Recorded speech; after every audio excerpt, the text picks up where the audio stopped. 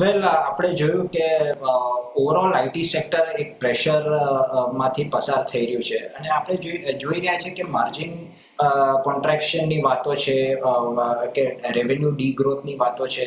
તો I think જે સિક્વન્શિયલી જે પરફોર્મન્સ હતી એ સ્લાઇટલી ડિસઅપોઇન્ટિંગ હતી, but I think PAT level પર 2% fall in the net profit આવ્યું છે, એટલે not a very big setback. પણ જે મેનેજમેન્ટની કોમેન્ટ્રી છે એ still they continue to maintain a positive commentary. એમણે પોઈન્ટ આઉટ કર્યું છે કે થોડું ડીલ્સ જે છે એ જે મોટી સાઇઝની ડીલ્સ છે એમાં એક રેમ્પ ડાઉન આવ્યું છે.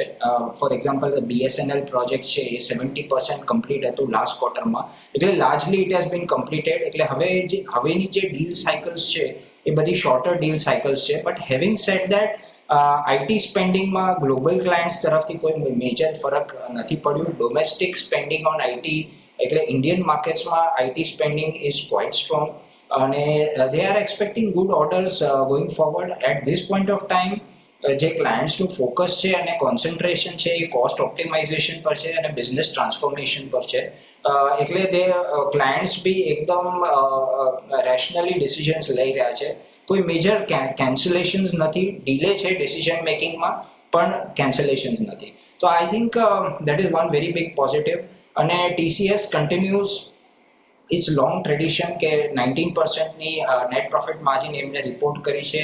જે પ્રોફિટેબિલિટી આવી છે એમાંથી major part of the profit has been distributed to the shareholders. એટલે I think around 85 to 90% of the profits જે એમણે કર્યા છે એ ડિસ્ટ્રીબ્યુટ કર્યા છે શેર હોલ્ડર્સને. ગઈકાલે દે પ્રપોઝ 30 રૂપીઝ એઝ ડિવિડન્ડ, એના પહેલા 10 રૂપીઝ પ્લસ 66 રૂપીઝ, એટલે આઈ થિંક રફલી 106 રૂપીઝનું ડિવિડન્ડ આઉટગો કર્યું છે.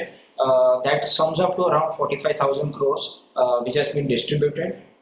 And I think valuation wise, stock is available at around 24 times trailing 12 months EPS. So I think it's quite reasonable. And I think thodu improvement thase scenario ma, so we can definitely see an upside in the stock.